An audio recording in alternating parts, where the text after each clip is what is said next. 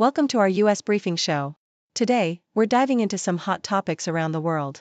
First up, the debate over whether Israel's actions in Gaza amount to genocide is heating up. Experts are examining the legal and moral questions, with some arguing the violence and destruction reach a grave moral crisis, even if proving intent is tough. The ongoing conflict has caused immense human suffering, and the legal process to address it is slow and complex. Next, in Pakistan, supporters of Imran Khan are gearing up for protests demanding his release from jail.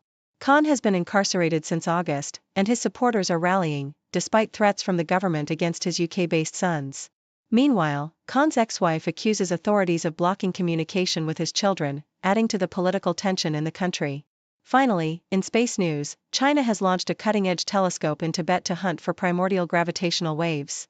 This international collaboration aims to unlock secrets about the universe's origins, showcasing China's growing role in astrophysics and scientific cooperation amid geopolitical tensions. Please continue to watch for more detailed insights. The Spiegel article delves into the complex and emotionally charged debate surrounding the allegations of genocide in Gaza, highlighting the perspectives of international law experts like Itamar Mann and Kai Ambos. Mann, who has deep personal ties to Israel and has studied the conflict extensively, initially believed Israel's actions were justified but grew increasingly convinced that the brutal military campaign might constitute genocide, especially after a provocative statement by US President Trump about transforming Gaza into a Riviera. Ambos and others emphasize that genocide is defined by intent, not just war crimes, making the legal determination highly challenging. Experts argue that evidence such as systematic attacks, destruction of infrastructure, and inflammatory rhetoric from Israeli officials could point toward genocidal intent, but proving this in court requires a high standard of proof, the only reasonable inference. As the International Court of Justice considers the case, the debate underscores how the legal threshold for genocide is extremely high, and many believe that current evidence, while damning, may fall short of the strict criteria needed for a conviction, raising questions about the intersection of morality, law, and political narratives. Deutsche Welle reports on the political turmoil in Pakistan surrounding former Prime Minister Imran Khan's imprisonment and the potential for his sons to join protests demanding his release. Khan's supporters are mobilizing nationwide, with rallies planned to pressure the government and military, despite accusations from officials that his children, living in the UK, might be involved in political activities or face arrest if they attempt to visit Pakistan. Jemima Goldsmith, Khan's ex-wife, publicly accused the government of obstructing communication with her children, framing it as a personal vendetta. Analysts suggest that Khan's sons are unlikely to significantly influence the protests due to internal party disputes and their limited connection to Pakistan. Meanwhile, the government is strengthening internal security by creating a new paramilitary force, which critics fear could be used to suppress dissent. The situation highlights ongoing concerns about human rights violations, restrictions on freedoms, and the fragile state of democracy in Pakistan, with international observers like the US Congress warning of deteriorating civil liberties amid political unrest. CNN covers the diplomatic fallout from Ireland's proposed legislation to ban trade with Israeli settlements in occupied Palestinian territories, provoking sharp criticism from the United States. US Ambassador Mike Huckabee sharply rebuked Ireland, mocking the legislation as diplomatic intoxication and warning that it could harm relations with Washington. The bill, supported by pro-Palestinian advocates, aims to pressure Israel to end its military operations in Gaza and is seen by some Irish leaders as a symbolic gesture rooted in Ireland's long-standing solidarity with Palestine. Critics argue that the legislation could deepen divisions, with Jewish organizations warning it might alienate Irish Jews and foster fear within the community. The US and Israeli governments have expressed concern that such measures could undermine diplomatic ties and escalate tensions, especially as the International Court of Justice has already condemned Israeli settlement policies. The debate underscores the broader international struggle to balance advocacy for Palestinian rights with diplomatic relations, and the potential consequences of such legislation on Ireland's standing within the EU and its relationship with the US.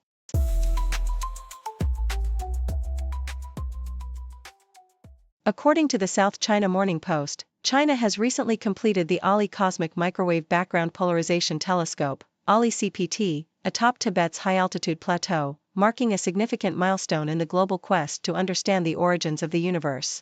This state-of-the-art observatory, developed over 8 years with international collaboration, including notable contributions from Stanford University and the U.S. National Institute of Standards and Technology, aims to detect the faint ripples in spacetime caused by primordial gravitational waves.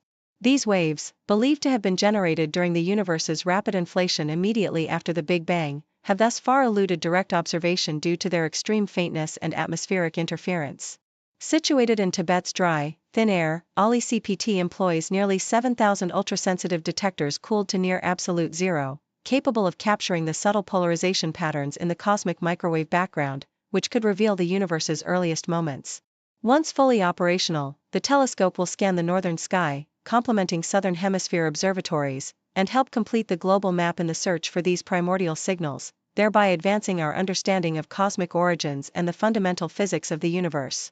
Meanwhile, the Australian Broadcasting Corporation reports on a recent wave of Russian missile and drone attacks across 4 Ukrainian cities, including the vital city of Kryvyi Rih, President Zelensky's hometown. These assaults, which targeted critical energy infrastructure, resulted in injuries to at least 15 civilians and power outages affecting tens of thousands. Moscow's relentless barrage, involving hundreds of Shahid drones and a ballistic missile, underscores Russia's ongoing strategy to weaken Ukraine's resilience amid the looming threat of a deadline set by President Trump for peace negotiations. Despite Ukraine's air defenses managing to shoot down most of the incoming threats, the attacks highlight Russia's persistent tactics of terror and disruption, with Zelensky calling for increased defense capabilities and resolve. The situation unfolds against the backdrop of international diplomacy, where Trump's recent promises of additional military aid, such as Patriot missile systems, are intertwined with his demand for Russia to negotiate peace within 50 days, threatening harsher sanctions if Moscow fails to comply.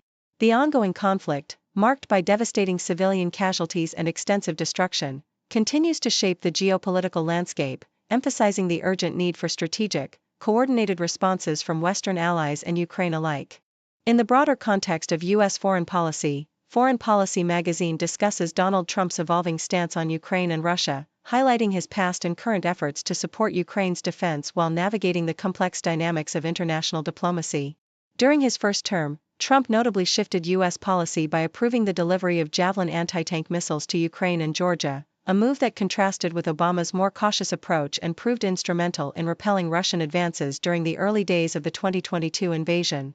These actions, seen as quintessential America First moves, prioritized supporting allies with tangible military aid over engagement with adversaries, even amid skepticism from critics who questioned whether Trump was favoring Russia. Now, as he seeks to reassert U.S. influence, Trump's recent commitments to supply Ukraine with advanced weaponry, including Patriot systems, and his strategic deadline for negotiations reflect a nuanced attempt to balance military support with diplomatic pressure. He underscores the importance of leveraging U.S. economic and energy policies, such as boosting LNG exports and tightening sanctions, to weaken Russia's economy and influence, while also encouraging Ukraine to conduct asymmetric operations inside Russia. Trump's approach emphasizes the importance of maintaining U.S. credibility and strategic dominance, with his legacy potentially hinging on his ability to shape the outcome of the Ukraine conflict through assertive, well-coordinated policies that combine military aid, economic pressure, and covert operations aimed at undermining Russian influence globally.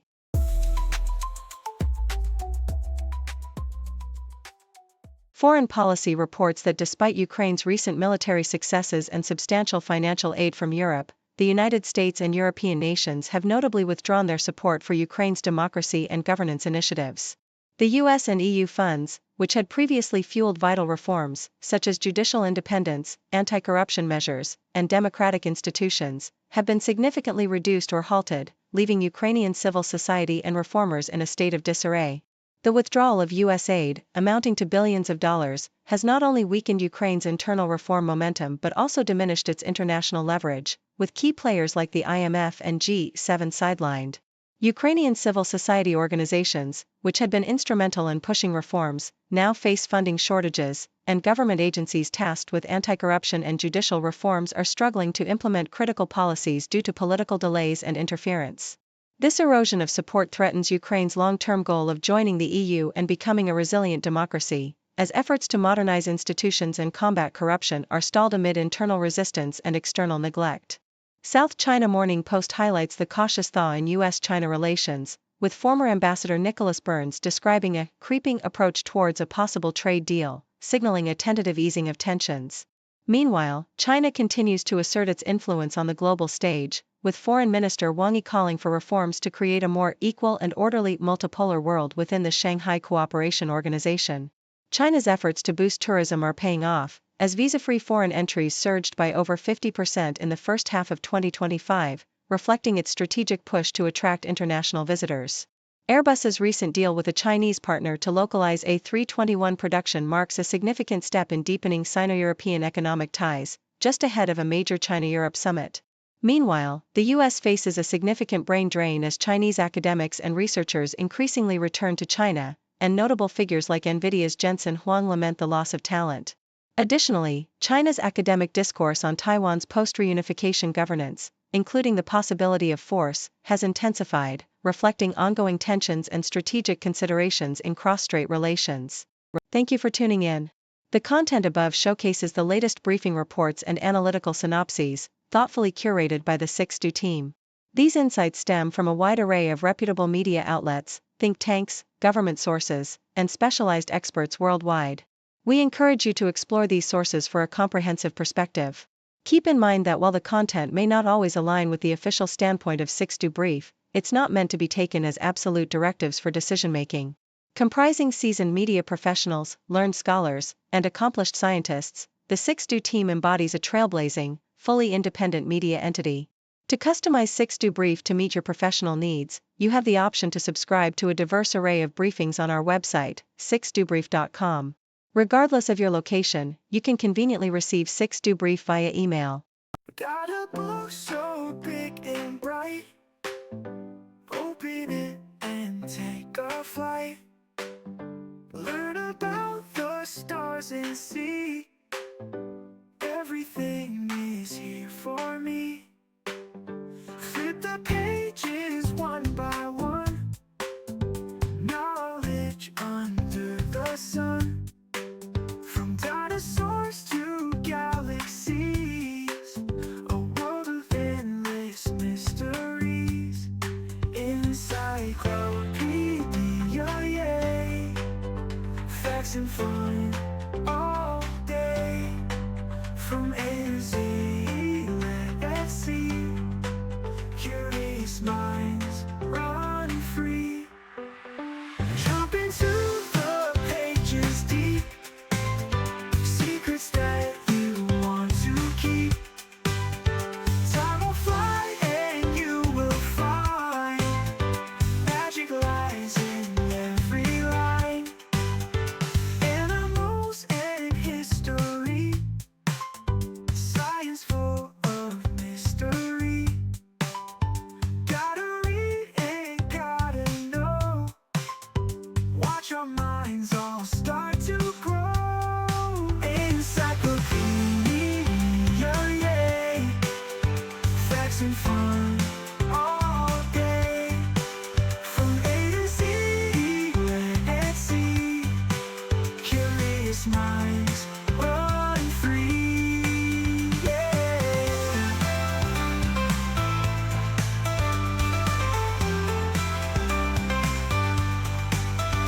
Jump into the pages deep. Secrets that you want to keep. Time will fly and you will find magic lies in every line. To run free line. Every line's run free.